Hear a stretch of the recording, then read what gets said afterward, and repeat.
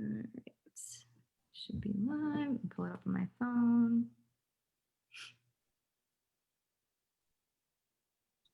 Is the out in your neck of the woods, does MVTA serve you? There's or no, it's Southwest. Oh, Southwest. Okay. That one. Yep. The MVTA is not happy right now. Oh. Council is taking over the operations of the Red Line. Oh. Addie, did we go? Are we live? Is that? Yes. Yes, we are now. I believe. Let me just double check here.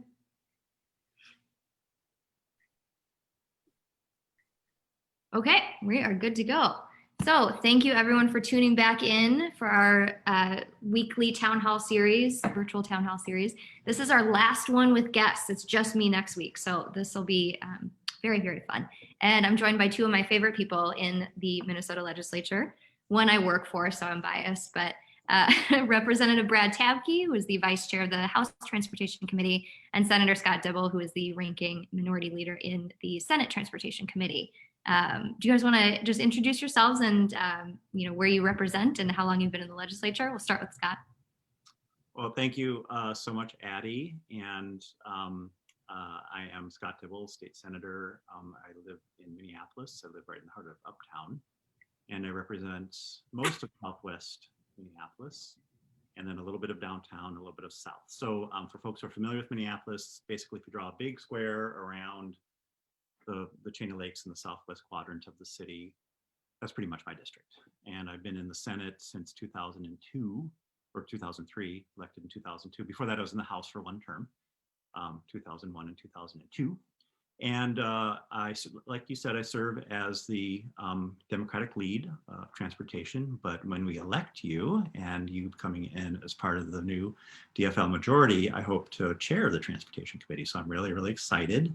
And it's been really, really exciting to watch you and your campaign and all the grassroots and the values you bring to this election of really connecting people authentically to be inspired about their lives, their democracy, their future.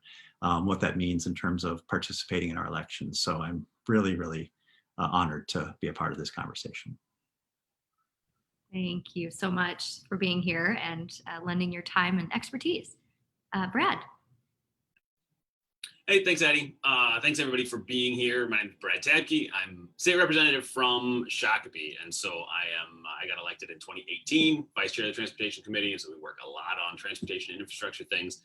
But the most important piece of this is that Addie and I work together. She's my legislative assistant at the Capitol, and she is absolutely amazing. And so it is great to have Addie on our team working together. She's super, super smart, organized, and really keeps everything together for me and helped us get just a ton of things done at the Capitol. My first term in office, so I couldn't have done it without her, and she is awesome. And then she left me for a little while because she is so awesome that she got promoted and did a really, really great job helping keep higher ed and environment working, and got a lot of great things done for Minnesota and for you guys and for my district. And it was a wonderful, wonderful thing. So I hope, I'm assuming everybody on here is a supporter, but if you're not, make sure to vote for Addie because she'll do really great things.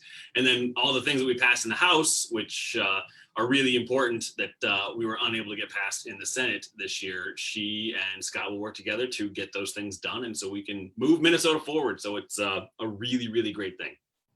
Yes, I cannot wait. Cannot wait. That I was just for folks that are watching, I was just doing a Latin Evolution radio interview, and we talked a little bit about how obstinate the Senate leadership has been, blocking really, really good legislation that the House was able to pass, and that I know the DFL caucus pushed for in the Senate, and driving each other into our partisan corners and refusing to work together, refusing to show up for negotiations. I'm tired of it, and I know you guys are too, so I'm excited to get in there and shake things up a little bit. Yeah. Hey, Addie, if I could just also say, I got to know Brad this last session pretty well, because the chair of the House Transportation Committee was kind enough. We happen to be very good friends and have worked closely together for years, so he's kind enough to invite me over for lengthy conversations and deliberations over really shaping and forming the House package proposal. And Brad was there for every single conversation. He's a big leader in the House on transportation. He's not just the potted plant in the corner who gets to hold the gavel once in a while when the chair can't be there. He's actually fully participatory. And so for those of you who haven't decided yet on who you're going to vote for House, you've got to bring Brad Tabke back, because the energy and the creativity and the knowledge and experience he brings, particularly to this work on transportation, is really remarkable. Yeah, absolutely. I'll echo that too. I mean, again, I'm biased, but whatever. So over my almost over a year now of campaigning, I've talked to a lot of folks in this district about transportation needs. The biggest frustration is, of course, the 212 project, Highway 5, Highway 41, and the lack of options for public transportation, both within the district and going downtown if someone has a job at the Capitol and wants to take public transportation. So I brought you both on here today to talk a little bit about structure, how things are funded, and why changes might be necessary, to give a little bit more context to those folks that might not have their ear to the ground on the transportation issues here. So as always, if you guys have questions, put them in the comments and I will read them out. We've got a couple highs: Nancy, Gary, Phil, Ellen. Hey, everyone. Yeah, ask questions away. We've got some prepped, so we will start with those. So first question, it's a big one. How is public transportation funded in our state? Who wants to go first, and then we'll switch off from there? All right, you're it, Scott. So transportation is funded, depends on whether you're talking roads and bridges or transit. And it also depends on whether you're talking about local roads or the roads that are owned and operated by the state. And it's, I'll try to keep it very high level, or else I can get really nerdy and really detailed really fast. So on the road side, we have what's called the Highway User Tax Distribution Fund. So it's a big pot of money, basically a big checking account. And the sources that go into that are three major sources, which are gas tax, your license tab fees, also known as registration fees. And anyway, I won't get into the details on that. So gas tax, tab fees, and motor vehicle sales tax. And then we also have some, and those are all constitutionally dedicated to that, to that fund. There are some what we call general fund monies. And those are sales taxes that are raised on auto parts and some auto repairs, as well as there's some money that go for renting cars that also find their way into that fund. And then of course we have federal sources, federal dollars that find their way into that fund. The expenditures from that fund go into three major buckets. The trunk highway fund for state highways, of course, and then some for major county roads, county highways, and some for the major arterials in our municipalities that are of a certain size, so population 5,000 and above. Some of that money does make its way to townships and the like through a little mechanism. And then the way that, of course, city roads and county roads and township roads are paid for then otherwise is either mostly through property taxes, and some counties have the option of raising some sales tax as well that can go for that purpose. Transit in greater Minnesota is paid for through the general fund for the most part. There are some federal grants. And then in the metropolitan area, transit is paid for mostly through sales tax that's levied through counties, and then also through general fund, and then some of that motor vehicle sales tax through that constitutional amendment that I mentioned also pays for transit both in greater Minnesota and in the metropolitan area. So that's in the high, kind of very quick flyover sources and expenditures of how we support transportation. Brad, anything to add to that? Yeah, I just want to, for funding of transportation, just so everybody knows as well, is that Minnesota has one of the largest roadway networks of any state in the United States. And with our roads, we aren't currently bringing in enough money to even keep our roads maintained. So all of our roadway systems are falling behind, let alone fixing things like 212 and fixing things like 169 in Shakopee that need to have things done to them to make sure that they're working for our constituents. And so with that, we don't bring enough money in just for the maintenance. And so 50% of the roads, making sure I'm remembering this right, 50% of the roads in Minnesota are 50 years or older, which is well past their due. And then 60% of the bridges in Minnesota are coming up on needing work done. And so we worked with Scott, and in the House, we passed a really big, like aspirational is one of the best words we could use for it, bold plan for how we can fund roads, bridges, transit throughout the state of Minnesota so that we're all working together on it. We didn't get that done because the Senate didn't want to do anything. And one of the biggest problems with our transportation funding that we have today that will bump right up against in 2021 is the fact that a few years ago, instead of using dedicated funds and having gas tax or registration fees, whatever that is, it would go straight to transportation. The legislature passed a bill to pull general fund money into transportation. What that does is it takes money away from teachers, personal care attendants, healthcare, different things like that. And then as we get into a budget crisis, as we're in right now, people are absolutely going to support money for teachers instead of money going to support roads and bridges that just, we know infrastructure needs to get taken care of. And so I'm not saying it's wrong whatsoever, but we need to make sure that we have funding mechanisms that work for the entire system in Minnesota. Yeah, absolutely. So yeah, when I talk about correcting the funding mechanisms in my website and things, that's exactly what I'm referring to. It's not, and infrastructure is not necessarily like the sexiest thing to spend money on. So it can fall to the wayside a little bit, and we need to prioritize it, as I know both of you have. So we did have a great question that came in I want to get to right away.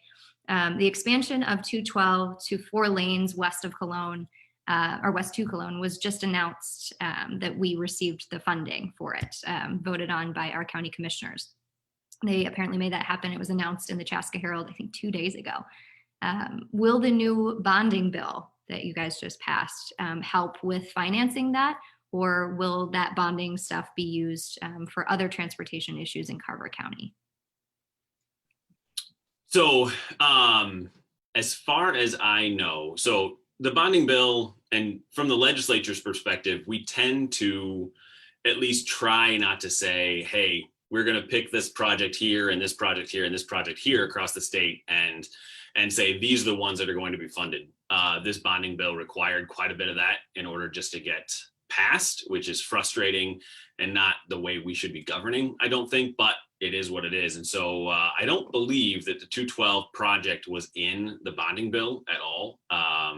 And so that bonding money goes to specific projects. And so there's a whole pot of money that's for roads, road improvements, local bridges, and things like that was passed in the bonding bill. And so MnDOT decides they use their formula for deciding projects as to how that money will get used and spent. And so I absolutely anticipate that some of it will be coming to Carver County for sure, but there's nothing that's specifically identified as coming to your district. Mm-hmm. And I'll just say that the reason we don't, it's called earmarking, the reason we don't earmark in the bonding bill is because then that makes various roadway projects very, very suspect, because they become highly politicized. And, while it may be great that a particular project gets funded, it may be just a function of how powerful that particular senator is. And it may not even be ready. And that's what we've seen a lot with these long lists of earmarks. They just become kind of political favors that get doled out, and facilities that really need attention, that are really falling apart, fall by the boards, while some that are just getting expanded, beyond any reason, or even worse, are having money locked up for them that won't even be ready to receive that money because all the various elements haven't been put in place, or that may just be a terrible idea. Those monies get locked up for years, while stuff that really needs funding just sits around waiting. We have vastly improved the process by which MnDOT collaborates with local officials and local communities and regular people who live in communities around what needs to be funded and why, and they're much more transparent in the criteria that they use to select and prioritize their projects, and that's all available for both participation and collaboration and input, as well as on the back end to see all the various criteria and how they were weighted and how they came out with the list that they did. So there's no mystery at all, no black box. There's not political decisions being made at the agency versus throwing it into the political stew of the legislature. It's much better. Yes, love transparency. We need to push for more of that for sure. And a follow-up question, should drivers worry about another 35W type bridge collapse? I often say, we've seen what happens when our infrastructure is neglected. And as we've said, was mentioned earlier, over 50% of Minnesota's roads and bridges are over 50 years old. So if we continue down the path that we're currently on and continuing to neglect those projects, are we looking at another disaster like that? Well, I don't think so. After the collapse of the 35W bridge, we, as a state legislature, and we did a pretty intensive investigation into what gave rise to that disaster, and it was pretty alarming, some of the practices that were going on in MnDOT. That's why a lot more of this transparency. We also dedicated a pretty robust bonding program, mandating that the state go through and prioritize what they call fracture critical bridges.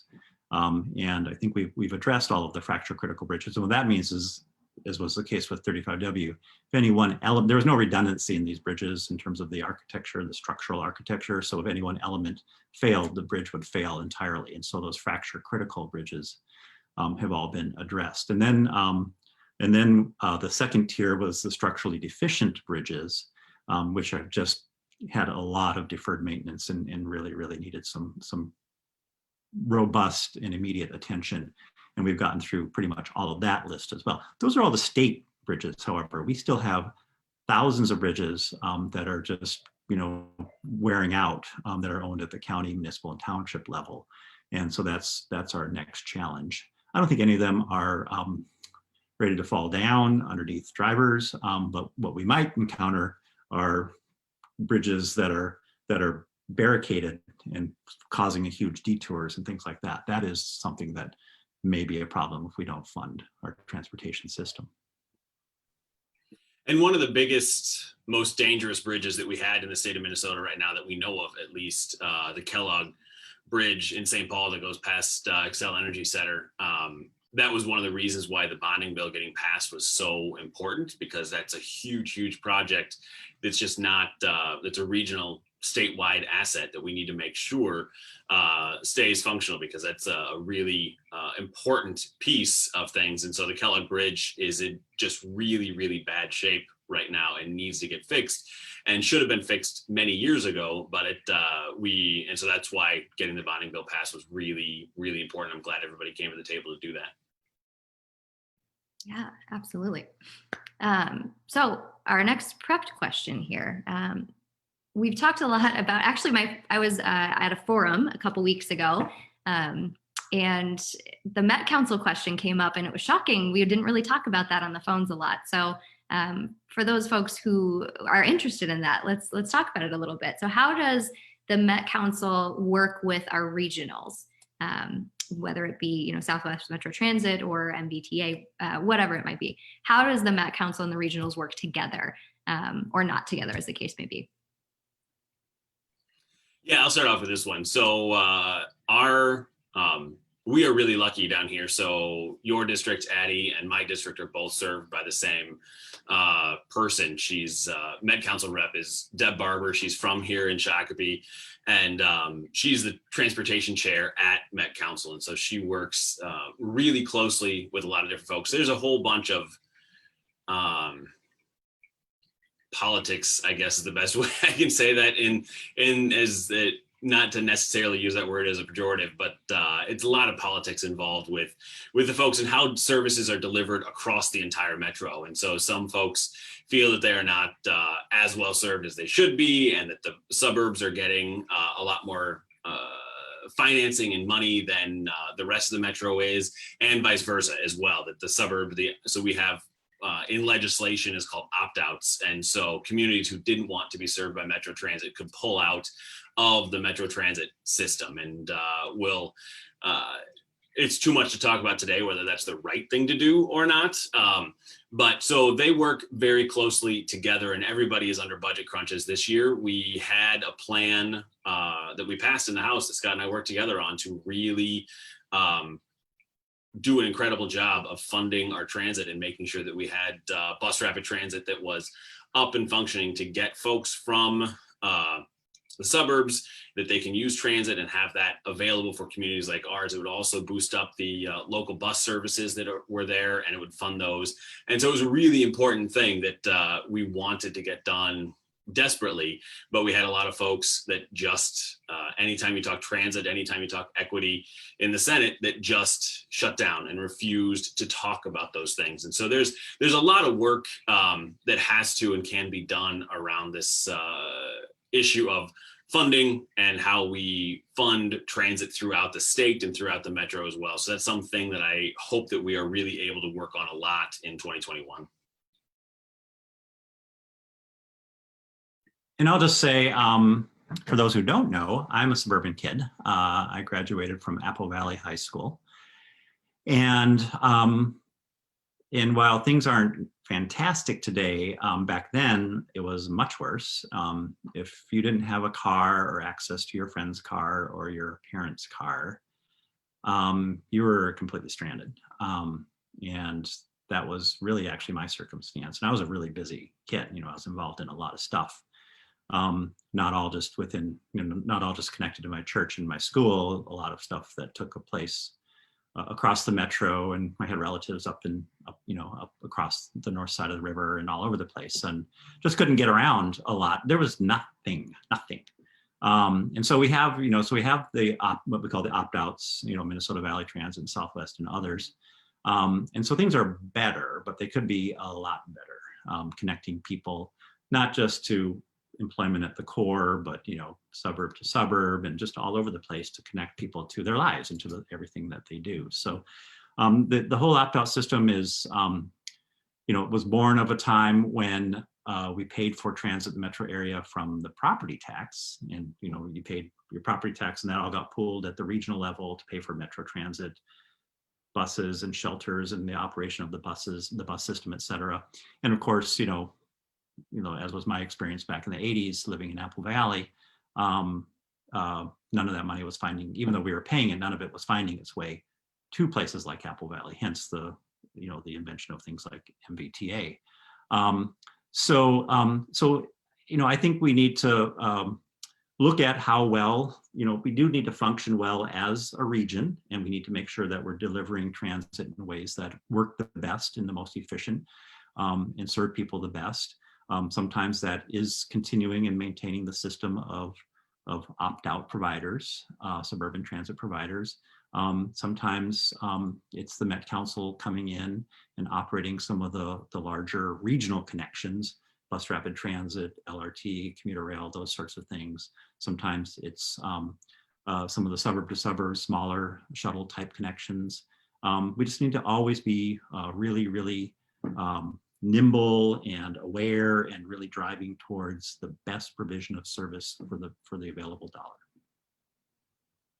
Yeah, absolutely. I've learned a lot from both of you, over the past 2 years here about transportation, Met Council, all that. But I was able to talk with a couple local leaders who are heavily involved with the regionals and how they interact, and learned a lot.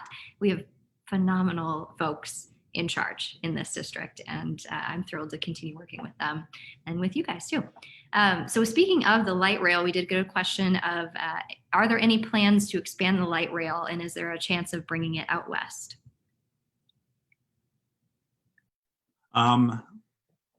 That's an excellent question. Rail is a 4-letter word, in a lot of places, not the least of which is the Republican caucuses of the legislature. And so if we're going to expand wheel on steel infrastructure in the metro area, it's going to take a lot of work to really mobilize folks around its cost benefit and its cost efficiency. There's been this mindset that has really taken hold that it's the opposite. The fact is that in terms of cost benefit, sometimes rail is absolutely the best mode to pick. And so, right now, we of course know about Southwest LRT, and we just got the full funding grant agreement. So that's going to be completed. The Bottineau line, which is the kind of the extension, if you will, or the completion in some people's minds of the blue line up to the northwestern suburbs, has hit a bit of a snag because of the freight rail corridor in which it was going to go. That's not going to happen, so they have to find a new alignment. I think that's actually a good thing. We can talk about that later if you want. But there's the Dan Patch that comes out in your direction, and there's the northeast angle, which is another LRT commuter, quasi-commuter, and there's a kind of a quasi-LRT streetcar alignment going down West 7th out of downtown St. Paul to the airport, which are some ideas that are out there. And then there's an active conversation about extending commuter rail up to St. Cloud, and and then there's a Red Rock corridor going down towards Hastings. And Red Wing maybe even, that may at some point become rail, but is envisioned maybe in the interim to be arterial and or freeway bus rapid transit. Yeah, and just so everyone's clear on how transportation transit funding works on things as well, is that with light rail specifically, there's no state money that goes into the construction, the building of light rail. That's county money, that's federal money. State does put money in for operations and that kind of thing, but I don't think there's any chance in the near future whatsoever of extending Southwest, especially past Eden Prairie. That's there are no plans in the works that I know of, but there are plans for commuter rail. So that would be passenger rail on existing freight rail lines.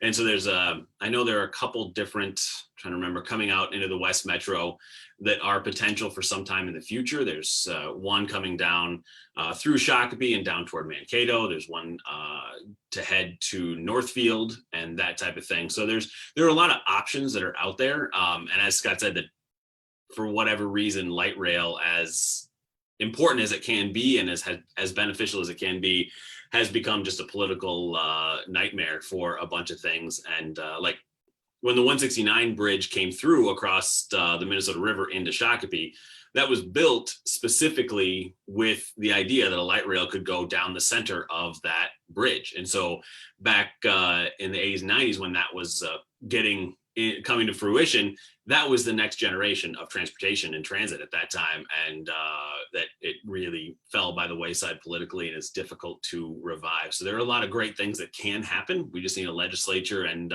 leadership that wants to.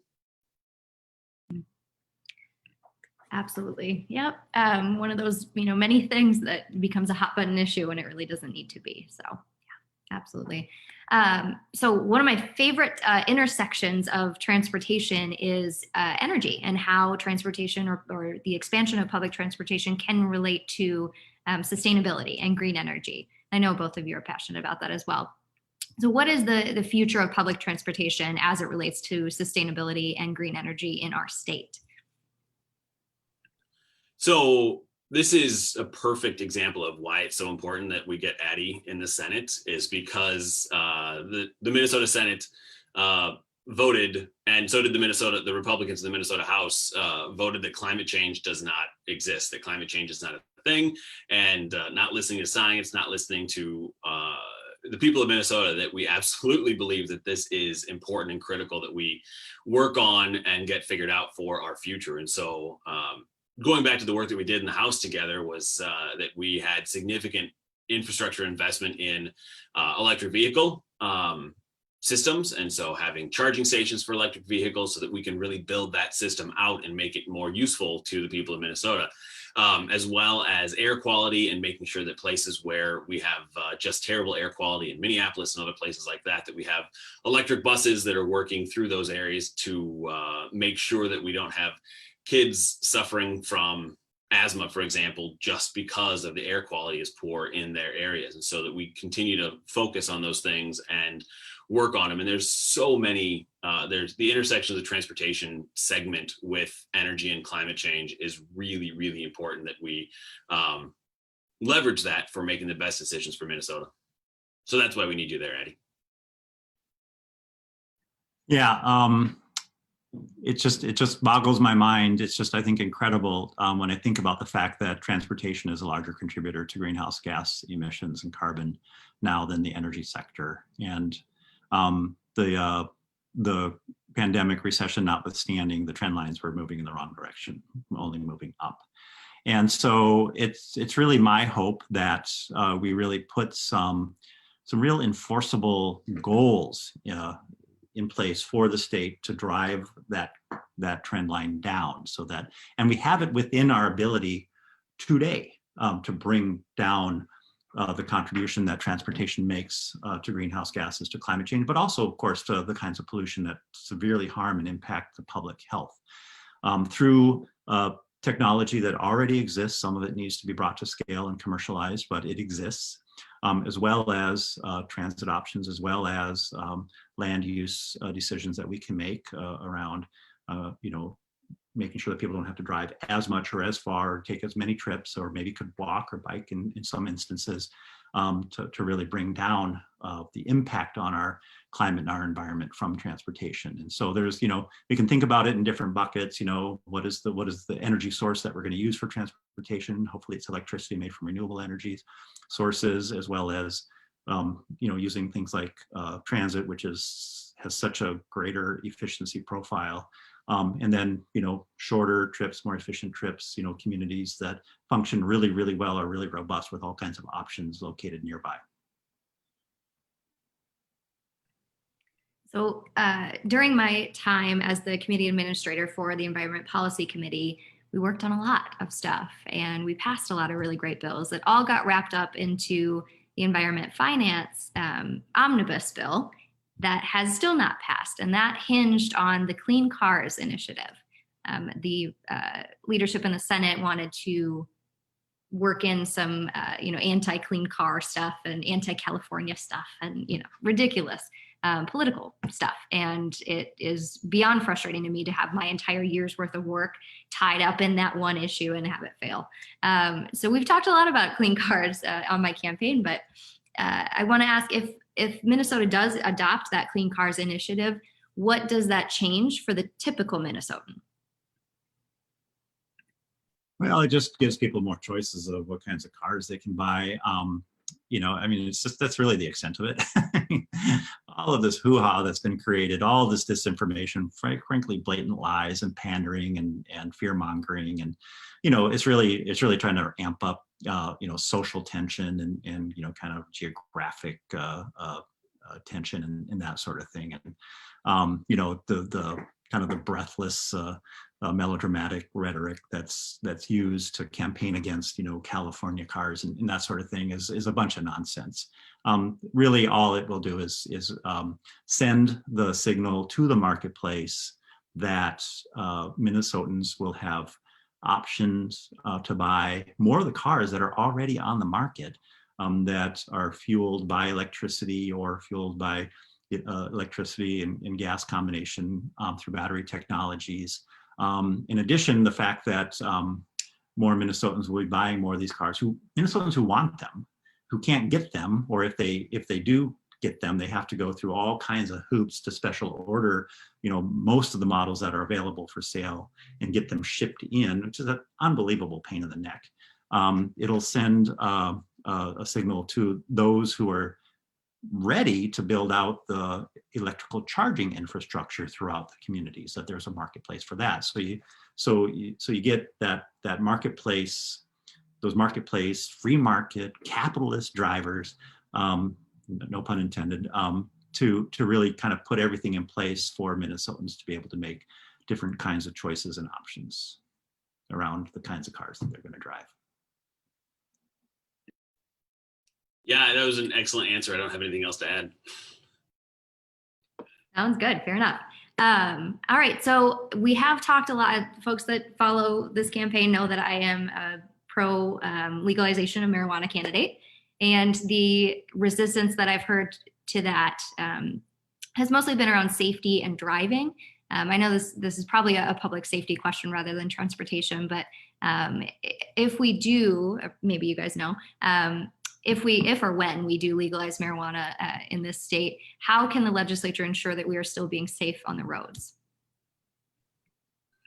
Yeah, this is a really great question. And one of the biggest hurdles or stumbling blocks with legalization, because there's not really great, you can't, today anyway, you can't do a breathalyzer to see if someone is, like we do, to see if somebody is drunk and what their alcohol content is and things like that. And you just can't do that as easily with marijuana. And with cannabis as well, it stays in the system in very different ways, and it affects people in very different ways. And so this is something that will absolutely, in the bill that we have ready to roll in the House, is addressed. We worked really closely with law enforcement. We worked really closely with police chiefs, sheriff's associations, all those kinds of things to find out ways where this can be really well enforced and understand. And then there's, if I recall correctly, there's money for training of local officers to make sure to be able to identify and clearly know when they have to suspect someone is high while they're driving. And so it's absolutely one of the biggest things, but people are already doing it today, and that is happening. And so people don't know, this is a completely unregulated market. And so you don't know if you have an edible, what that levels are in that edible, because it's completely unregulated. And so by doing that, we'll be able to know, similar to how when you drink a beer, you know the ABV that you have if you go to craft beer and things like that. So you'll be able to know and understand what's going on and how that affects you and your body. Yeah, I think that was a good answer. But I just wanted to make the point that it's an important conversation, an important concern, and we need to do our best to address it and follow. Now there's quite a bit of experience in other states, and so best practices are starting to emerge. And so look to other states to see what works well and makes the most sense. Guarding against racial disparities and all those things that we're suspect and subject to. Maybe not through active racism, but through structural norms and historical precedent and that sort of thing. But also just the original point I want to make was that this issue has not been shown to be a huge problem in other states. It just hasn't been. So I'm familiar with this conversation. And again, just like clean cars, kind of all the breathless, dramatic, melodramatic rhetoric that came up when I was advancing medical cannabis was really interesting to deal with.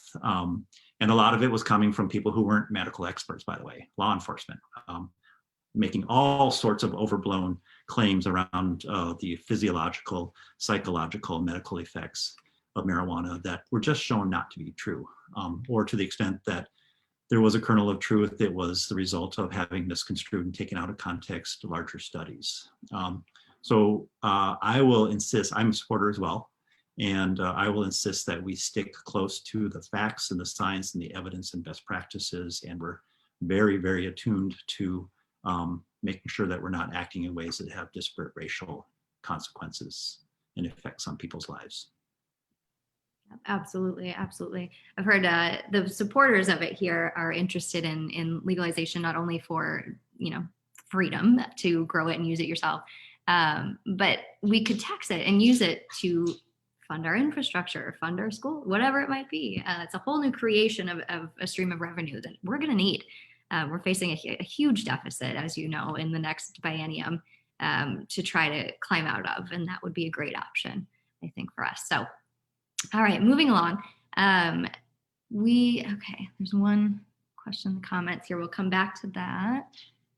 All right. Do the House and Senate Transportation Committees routinely collaborate with law enforcement, or is it a struggle to get that done? No, we're constantly. Oh, sorry, I took this one, Scott. No, we are constantly working with. So the state troopers fall underneath of the transportation committees, and so we work really closely, especially with the state troopers and with other folks that way. And so it's a lot of people don't know, and I was really actually surprised to find out myself that the troopers do fall under our purview in the transportation side of things. And so we worked really hard to help. Troopers are going through a really difficult financial time right now with all the civil unrest this summer. We finally, in the October special session, we passed with bonding bill, we passed supplemental budget in order to make sure that we keep our troopers taken care of. And so we have a lot of retirements happening. And so like in my district, I'm not sure where yours is, but my district is down 2 troopers. And so it's a bad thing for all of our local departments and for our county and things like that. So it's really important that we fund those. And we also passed I think it was 8.2% raise for the troopers in this supplemental budget as well. And so that takes care of folks who are really have been over the last decade left behind on pay increases and make sure to take care of those folks. And so it's really important. So yeah, we absolutely work and collaborate on a lot of different levels from the transportation side. Yeah, and exactly what Brad said. State troopers, and we have, I think, a really positive relationship with the troopers. Troopers are a little different in many ways from local police agencies, but we also work with local police agencies on transportation safety improvements and the like to make sure that they're aware and they're able to bring their perspectives forward. For example, we allowed municipalities to lower the speed limits on very local residential streets that they own and operate, which has been, by the way, over 20-year struggle to allow local units of government to bring those speed limits down below 30 miles per hour on very, very low volume, very, very heavily residential streets with lots of little kids playing and the like. It was kind of amazing that it took so long, but it did. And police were a part of that conversation, and very supportive, by the way, too. So hopefully we'll see a lot more local community safety improvements from that change. It's up to each individual city council to make those decisions, but I think a lot of cities are going to opt for that. That's great. I know some townships in my district might too. So there was one, just jogged my memory, situation where I got to work with the DNR conservation officers on a DUI bill. There's some weird hole in the law, basically, that doesn't allow conservation officers to detain or make an arrest or detainment of someone who is operating a snowmobile while intoxicated. And so we tried so hard to get that to pass. I think Senator Clausen carried that bill in the Senate, and Representative Purcell carried it in the House, and it didn't get done. Shocking. So DNR is another great, enforcement agency that we get to work with, and that I've had the pleasure of working with myself. So excited to continue that, and I would love to carry that bill myself next year. So we'll see. What is the biggest thing the House and Senate can do to improve safety of drivers on the road? It's a broad one, but Scott, if you want to take that one first. Well, we have an initiative at the state level called Towards Zero Deaths, and that is a collaborative cross-agency initiative that takes a look at literally trying to bring our traffic safety numbers down, our fatalities down, our serious injuries down to zero at some point. And they look at it from a number of different perspectives. New laws are important. Driver education, engagement, driver's education, those sorts of things are very important. Engineering and design of our communities is very, very important, where that interface is between traffic and other traffic, as well as, human beings, buildings, everything, et cetera. So the design of roadways and design of our communities is very important. And then technology is important as well. You know, traffic safety devices, vehicle technology, et cetera. If I were to pick one, I can't really say, because I would really have to take a look to see where the biggest bang for the buck would be. I think always and ever driving under the influence of anything, super important. I think we have to, you know, and of course, distracted driving has been a huge advance. The chair of the House Transportation Committee, Frank Hornstein, was very successful in this last cycle in the, using the phone while driving. That was a huge fight, took forever to get it passed. We finally got it done because this is the testament to where corporate interests can come in and just like thwart the, common sense ideas. And the telecom industry fought us on this for a long time. It wasn't until another industry swung into action, which was the insurance industry, where they finally got involved and put some resources and building some grassroots around that helped. I think driving while drowsy, sleepy driving is an area that's very, very rich for new ideas, whether that's education, whether that's new laws, enforcement, technology, design. I'm not sure, but I think we need to do a lot more there as well. And then, just a lot more around pedestrian safety. That's a big issue in Minneapolis. A friend of mine is working down at City Hall on that as a huge priority. Bicycling, more people are opting to walk and bike. And so designing our roads and creating greater awareness and more safety for those who are bicycling around our community is important too. Yeah, one of the biggest things in this realm to me is and Scott touched on it, is the roadway design and pedestrian safety and bike safety and those kinds of things. But I mean, we build roads, especially here in the suburbs where we're at, we build roads that are giant wide roads that make everybody feel very, very safe, that make everybody feel like we drive vehicles now that are basically, no matter what the make and model is of your vehicle, it's basically a tank. And it's really difficult, especially at lower speeds, to have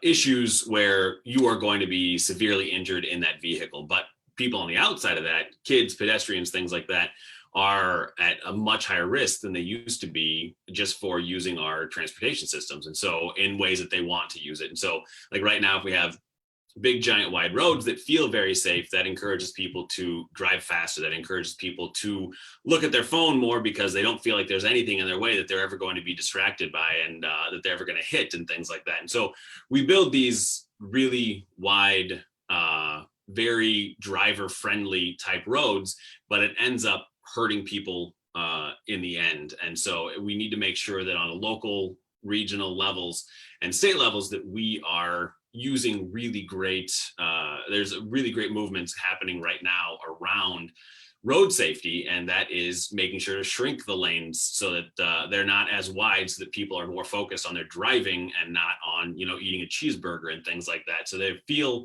driving is inherently a risk, and everyone takes a risk whenever they drive, but they don't necessarily feel that risk as they're driving. And so we need to make sure that we are building our roads and these next roads that are coming in, that as we have a crosswalk, that it feels for the driver like this is a place where you must stop and pay attention. So by shrinking the lanes and have different sort of islands and things like that, roundabouts very much help on things with that way as well, which we're using a lot, I know, in Carver County, a lot here in Scott County.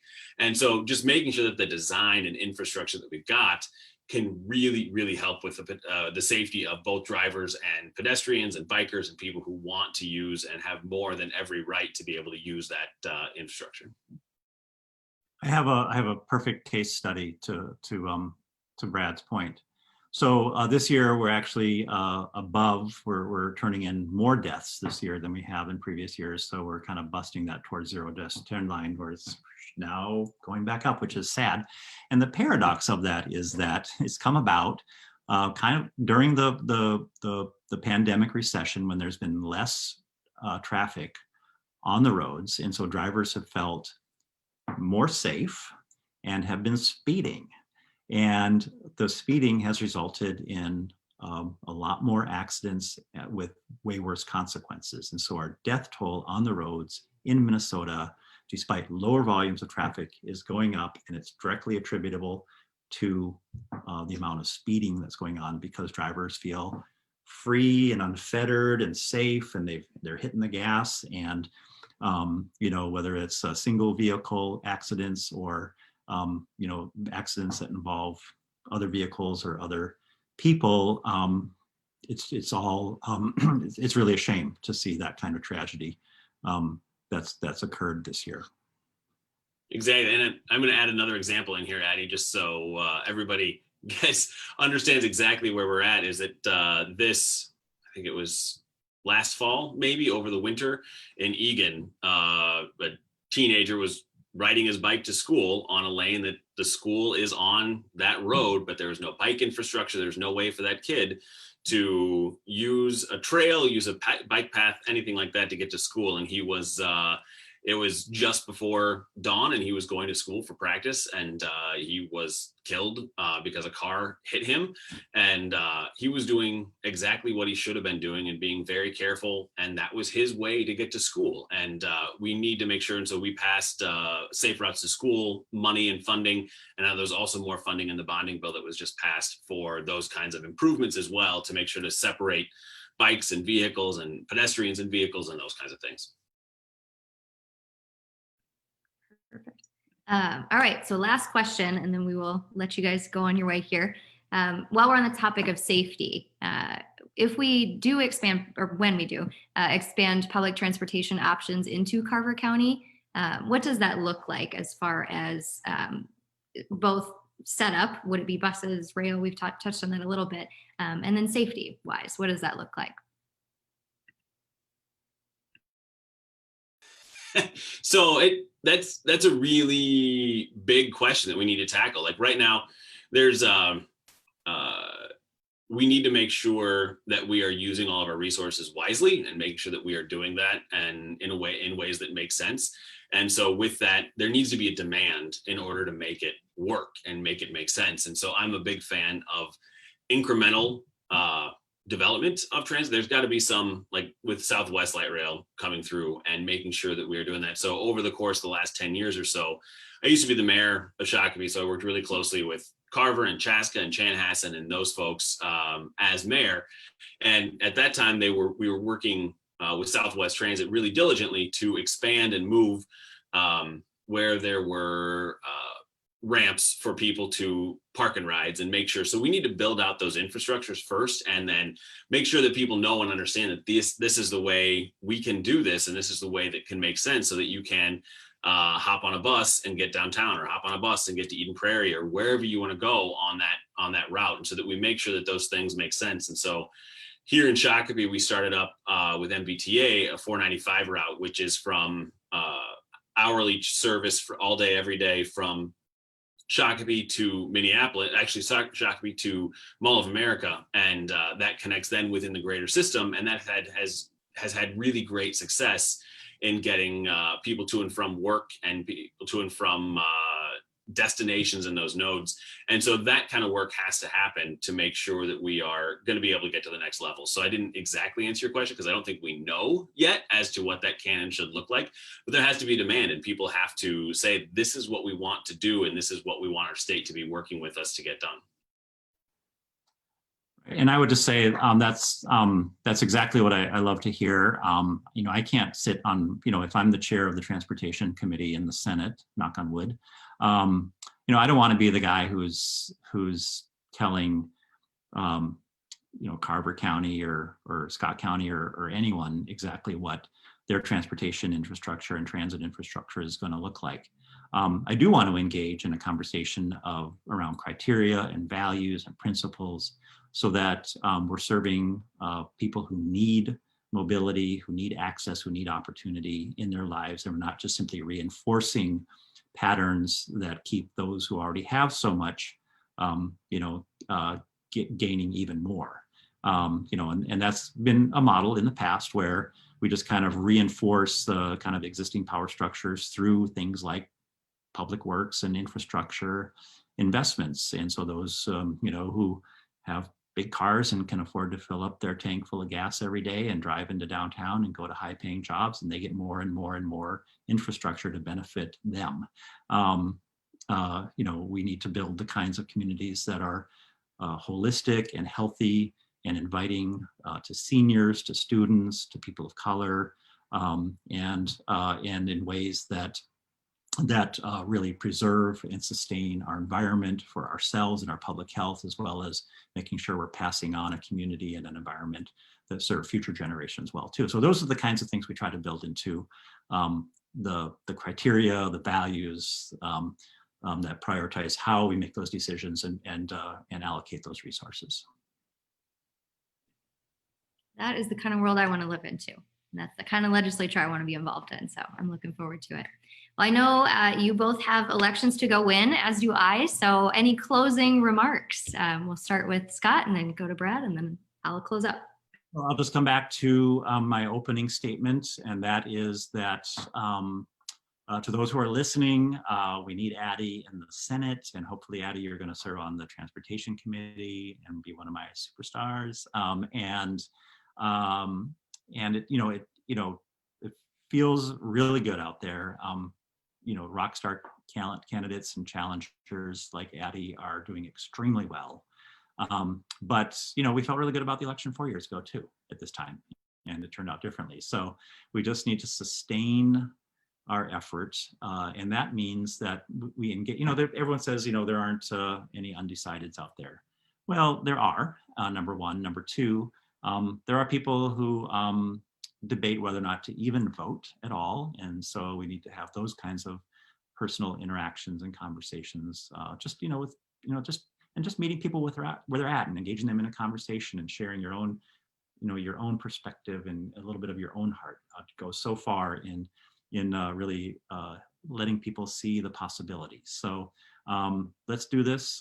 We've got a little over a week to go, and we can move on to create a Minnesota that we inherited, that big roadway system that Brad described. That's because we had generations before who worked hard, who sacrificed, who wanted to build a Minnesota that was successful for themselves and those who were to come. Now it's our turn. And it's our turn to do something really good for ourselves and for those who follow. So I'm really excited, and I'm really happy to have been a part of this. So thanks, Addie. Yeah, thanks, Addie. I echo what Scott had to say.